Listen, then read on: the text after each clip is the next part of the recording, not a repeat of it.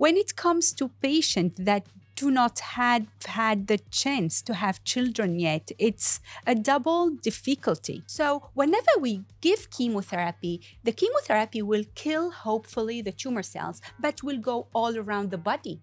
Yes. And will go to the ovaries, will go to the testes, where we have some eggs multiplying, preparing for future babies. You should not choose between your own safety and the baby's safety. There is a way to preserve both.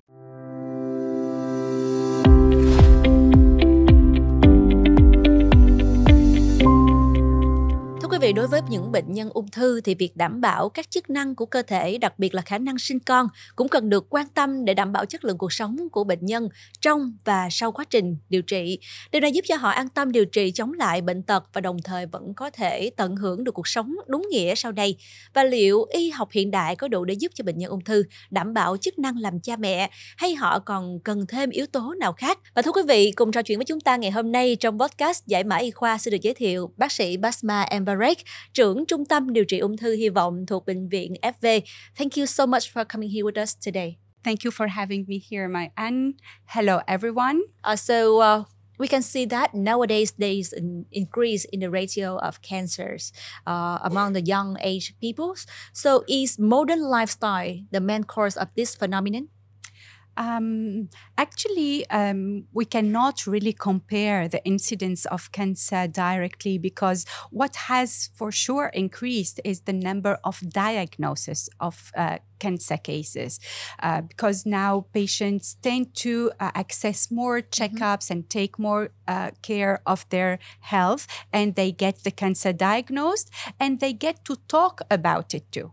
Yes. So, because sometimes maybe in the past, patient either had cancer but didn't diagnose it, or had the diagnosis but didn't talk about it. Yes. So now, of course, we hear and come to diagnose more cancer cases. And it's true that recently we see more and more young patients that have cancer, and the lifestyle could impact somehow the incidence of cancer in young patients. Yes. So through your thousands cancer cases, which is the most difficult part when you have to inform your patients about the cancer status, and especially young age people who haven't had children yet? Yeah. Always announcing a cancer is a hard task, because we all have that idea that cancer is a very severe disease, and whether we are young or old, the diagnosis of cancer is a tough one to announce. But when we have to announce this cancer to a young patient, it's more difficult, because at young age we don't happen to think about disease. We don't think that we can ever be ill. Yes. And whenever we are diagnosed not only with illness but also with a very severe case of illness, which is cancer, then it is very tough. So when it comes to patients that do not have had the chance to have children yet, it's a double difficulty. Yes. Because we will announce them that they have a severe disease, that they need to fight back most of the time with chemotherapy, but we will have also to announce to them that this treatment might affect their possibilities of procreating and having children later on. So it not only we announce a bad news, but also we announce a double bad news, because this will affect not only their health now, but maybe their future. Oh, yes. So in case the pregnant mom discovered the disease during the pregnancy, so does it affect the fetus, and how is the affection? In patients that discover the disease during pregnancy, it is, I must first say that it is a difficult diagnosis, because we know that the breasts during pregnancy are affected by hormones, and the size of the breast increases. So it makes it very difficult to diagnose that what the patient has in her breast is not a modification due to pregnancy, but it is a disease. So it is much more difficult because first, these patients are young, so we don't tend to think about breast cancer in them. Yes. Second, it is even more difficult because these patients are pregnant, so we very often see modification of the breast. So once I see patients with the diagnosis of breast cancer, sometimes they have lost a lot of time because it's not very easy diagnosis to do, right? So when we see them, most of the time the pregnancy is quite a long time there. So we have to take care of their health. Yes. Because it's a life-threatening disease, but we also have to take care of a second life that is within the patient herself, which is the life of the baby. And most of the time they are long-awaited babies in young couples that are till few weeks before they see us just with a nice project and a happy project of making their family bigger. So we need to take care of the patient's health, never compromise on the mom's health, but also take into account the baby's health. So, of course, the treatment will be adapted to the disease first, and to the mom's health and to the baby's health. So we will choose a treatment that helps to the best the patient and that protects to the best the baby. Yes. So how about the other gender? So what will be the ability for men to have baby during and after the treatment? Yeah, of course. We tend to think all the time about mothers and pregnancy and capacity of procreation and making babies, thinking about the women. But it takes two to make a baby, right? Yes. So we need also to think about the fertility in men. Yes. And this is, I think that there is much more awareness about the capacity of preserving the fertility in women than in men.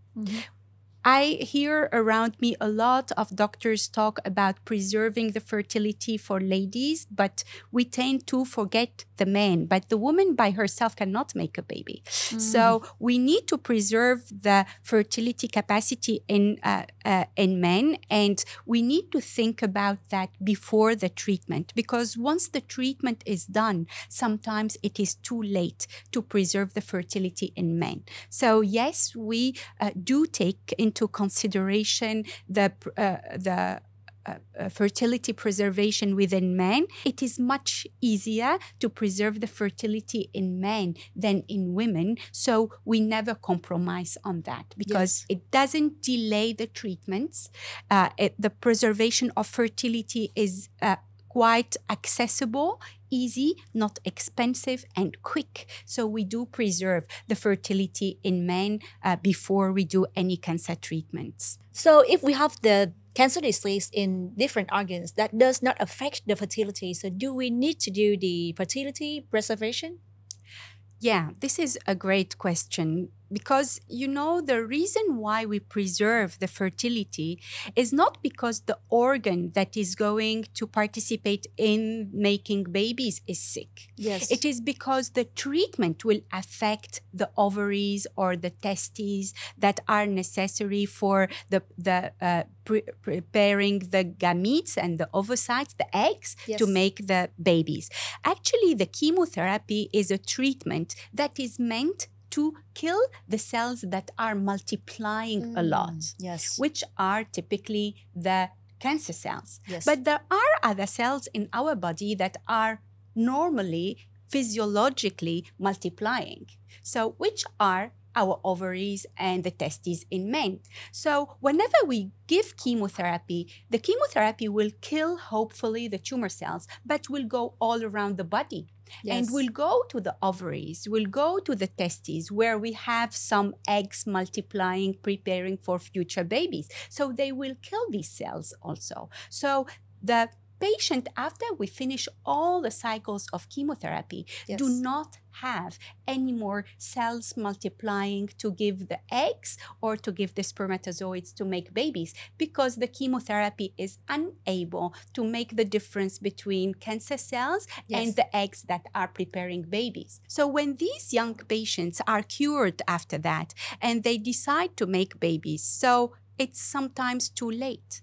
Because we have already delivered this chemotherapy that has, with a lot of luck, already cured them, but has already harmed their ovaries and testicles and cannot have these eggs anymore. Yes. So, of course, even if the organ that is sick is not an organ that is necessary for procreation, for making babies, like a colon or a breast or any other organ or a stomach. We don't need a stomach to make a baby. Yes. But we need the eggs, and we need the chemotherapy not to harm these eggs so that we can have baby later on. Yes. So any patient that is going to have cycles of chemotherapy needs to have his or her eggs preserved so that once they are cured and they go back to their normal life, if they don't have a natural pregnancy at that time, they can use their eggs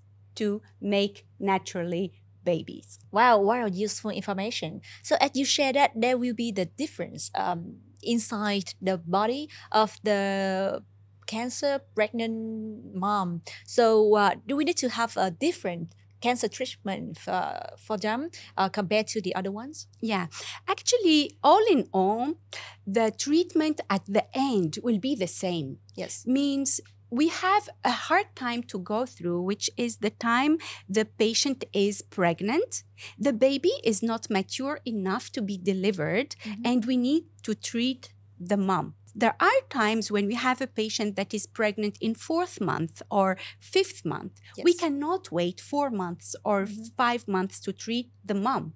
So we need to start the treatment in a way that we act on the disease, but not harm the baby. So of course, we will not use the same chemotherapy regimens. Yes. We need to pick the proper chemotherapy that is at the same time effective on the disease, but also does not go into the blood of the baby. Sure. Between the mom and the baby, there is a filter. But the blood of the baby comes from the mom. But there is a filter. This filter can stop some molecules of chemotherapy, some drugs, and some other drugs can go through it. So with the science now, we know which molecules can grow through this filter and which ones are stopped. They go only into the mom's blood. So these are the ones we use. Yes. But once the pregnancy is finished and the mom delivers, we will continue the treatment in a way that at the end, the mom would have had the same treatment as a non-pregnant woman. So we can see that a good doctor needs not only the sympathy, but also the experience to handle with the special cases. So have you ever taught or advised your patients to terminate their pregnancy to save their life or for the future of the baby? I've never, in my experience, asked a mom to terminate her pregnancy because it was a life-threatening situation. Yes. I'm sure that, unfortunately, some of my colleagues can do that, and this should be in types of diseases where the chemotherapy we cannot have molecules that cannot harm the baby. Yes. So I am lucky enough did not have to advise a mom to terminate a pregnancy, but I have encouraged some of them that wanted to terminate their pregnancies, and I did ask them not to terminate their pregnancy, because sometimes some patients come to see me and they are almost decided to terminate their pregnancy because they feel they need to choose. But sometimes this choice is not necessary and they can have both. So I never asked a patient to terminate, but I explained to many of my patients that they could leave their pregnancy if it's their desire, and to continue the treatment, and that it's safe for them and for their babies to do both the treatment and the treatment for the cancer and continue the pregnancy. Yes. So in our practice, we come to see many patients. Each patient only lives his or her own experience. So that's the only case they know. But from our side, we have seen a lot, and we can feed back to the patients the experience of other cases. And we are here also to give them the hope so that they can stick to that rope of life for their life and their baby's life. Because I can understand that when patients get the diagnosis of cancer, they get very scared for their lives and they get very scared for their babies' lives. But we are here also to feed back to them the good experiences we already had in AV hospital about treating patients with breast cancer and pregnancy, about how well the young babies are doing and how happy the moms are. And we help them navigate these difficult times, because breast cancer is not a rare disease, but breast cancer in young women is not very easy to deal with, and breast cancer in pregnant women is even more difficult. But we are here to support them. We are here to give them the hope that such a diagnosis can threaten in their lives, and let them keep going and support them with our knowledge, our experience, and other patients' experience, and positive and hopeful journeys. Yes, and next, I think that the audience really want to hear from you this question, like, do you have any advice or solutions for the cancer patients who want to have children later? Yeah. I think when we get diagnosed with breast cancer, it is very normal that we panic. Yes. It is very normal that we feel like we want to run and rush into the treatment to fight back this huge enemy. Yes. But I think that with a good support from the medical team, if it is safe for them to take a few days to save years in the future of happiness, I think they need to consider, if the doctor advises them that there is a possibility to preserve fertility for the future, I think it's good for them to ask this question and to discuss with their oncologist if it's safe for them to preserve fertility. I think this is a crucial question that we tend to forget until it's too late. So it's the doctor's role to ask them whether they want to have more babies or not. So I advise them not to rush into the answer no. Yes. Because I think they need time to consider it, and they need to think, if I'm cured, will I have the will and the hope to have a baby? And think in a positive manner that I will be cured from this cancer, and I will at that time want to have a baby. Of course, today, if I have a breast cancer, I don't want to have today a baby, but I need to think about the future.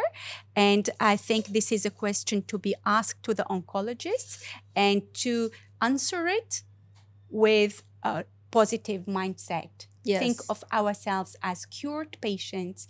See yourself in 3 years, and see, in 3 years, will I would like to have a baby? Yes. And if the answer is yes, then do fertility preservation. Yes.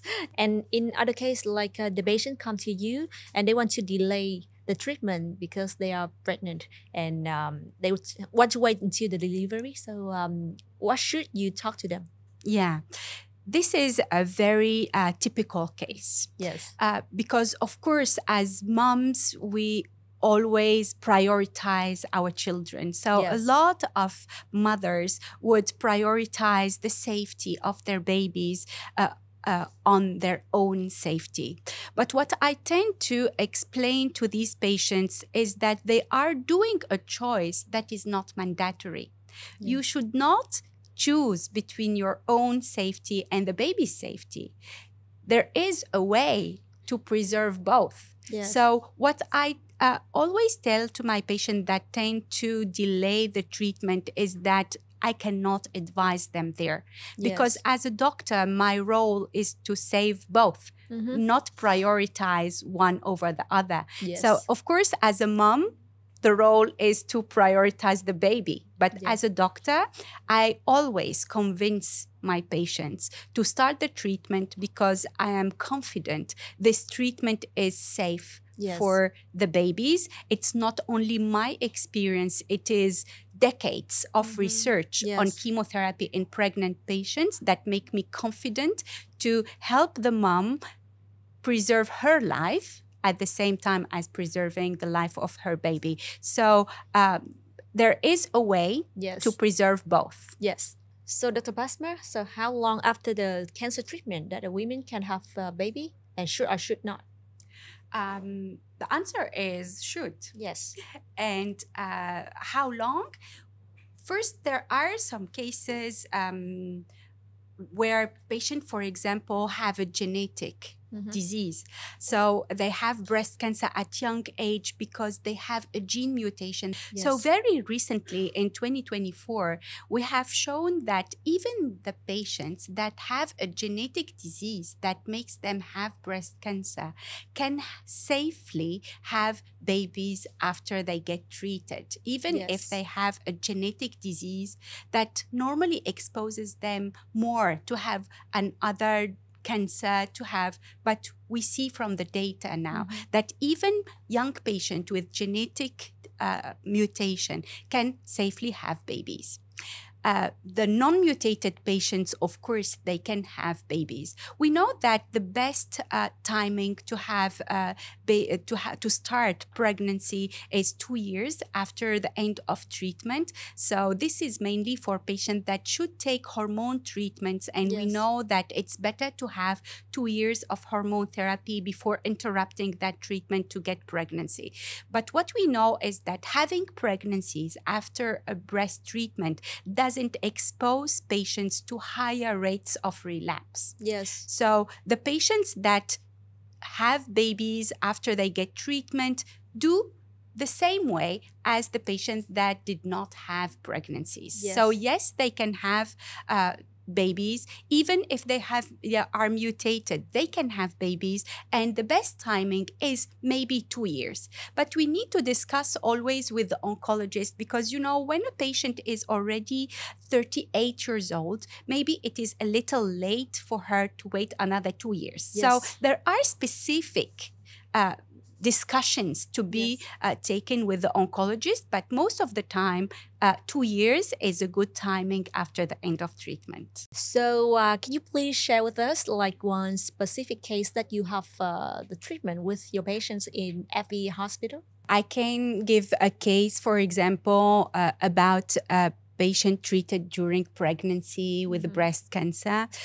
So as mentioned before, the patient, when she came to with the diagnosis of breast cancer, she already spent a lot of time trying to diagnose this disease, which is difficult to find out given the pregnancy. Yes. So the first thing we do when we have a patient that has breast cancer during pregnancy is to try to centralize the care in one center. So we tend to advise the patient to follow up with her pregnancy, at the same time for her cancer, at the same time for her radiology examination, all in the same center, because these special cases need extra vigilance. We need to be careful about everything, and we need to be careful about the mom. We need to be careful about the baby. We need to we have a lot of responsibility, and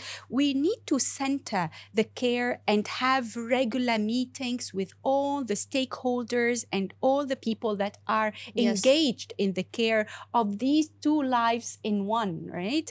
And putting all in the same center and all the doctors to talk to each other around the same table and be aware of every specificity of this challenging case is something that is very important, not to lose information in the cracks. When patients tend to get followed in different centers, all doctors are doing their best, but the communication cannot be as good as when we are having the same file, sitting around the same table, talking about the same person, and communicate in a way that everything goes smooth and without any missings. So what we do is that we create like a group that is in charge of this challenging situation. Yes. So it needs to be an oncologist, a cancer doctor that is experienced with cancers and pregnancy. It needs to be a gynecologist that is experienced with women with such a situation. It needs to be a neonatologist, means the doctor that gets the baby first, that takes the baby, needs to know that this baby was in the tummy of a mom that had chemotherapy. So all these informations are centralized for the best benefit and for the highest security of the patient and her baby. I think this is one case we had recently, and the mom was very young and it was her first baby. And it was very emotional for the whole team to see how this pregnancy went well till the end, and all the nurses continue till today to follow up on the photos of the baby, how that baby was growing up after the treatment. The patient is now cancer-free and her baby is growing up, and we are very happy that we could deal with these specific cases in a way to promise hope, but also keep our word and accompany these patients to the best we can. Yes, and last but not least, you have mentioned about like professional healthcare is about is hitting to the patient's life after treatment. So normally when we talk about like professional healthcare, people think about hospitals with specialized doctor, with high-tech treatments, or with the really modern facilities. Like we can say that it's rarely people have a definition about the professional healthcare like you defined. So can you share more information about this and what makes you so inspired? Actually, it's long way through the experience that makes you feel that what is important is a holistic care. And what is important is to treat a patient that has cancer and not treat cancer. Yes. The idea is that we are fighting a disease, but this disease is in a host. And we need to take care of every aspect of that patient. We need to take care of the patient's wills, desires, where she is now in her life, about her professional aspirations, about her family aspirations, and put all that together with the high technique. Actually, high technique is necessary and absolutely mandatory, but it's not enough.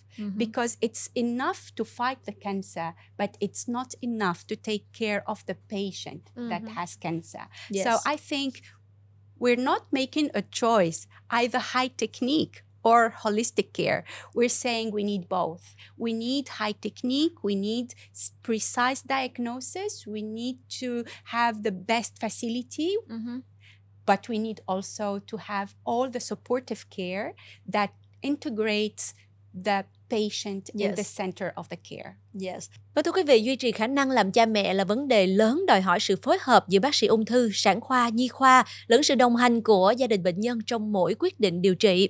Sứ mệnh y khoa là đồng hành cùng với người bệnh và đảm bảo là bệnh nhân sau điều trị có thể trở lại hoặc là duy trì nhịp sống như trước. Và đúng với tên gọi Trung tâm Hy Vọng, bên cạnh những phác đồ điều trị được hội chẩn cẩn thận, nhiệm vụ của các y bác sĩ thuộc khoa ung bướu Bệnh viện FV còn là trao cho bệnh nhân niềm tin và hy vọng về một cuộc sống mới lạc quan hơn. Và mong là với những chia sẻ của bác sĩ Basma thì độc giả cũng đã có thêm những thông tin hữu ích về quá trình điều trị ung thư và niềm hy vọng về một cuộc sống khỏe mạnh, một gia đình hạnh phúc sau điều trị. Và một lần nữa thì chúng tôi cũng xin được cảm ơn bác sĩ Basma đến từ Bệnh viện FV đồng hành cùng với Zing Podcast ngày hôm nay với chủ đề giải mã y khoa, và chúc cho bác sĩ sẽ có thật nhiều sức khỏe, thành công trong cuộc sống. Và hẹn gặp lại bác sĩ trong số phát sóng lần sau. So once again, thank you so much, Dr. Basma from FV Hospital.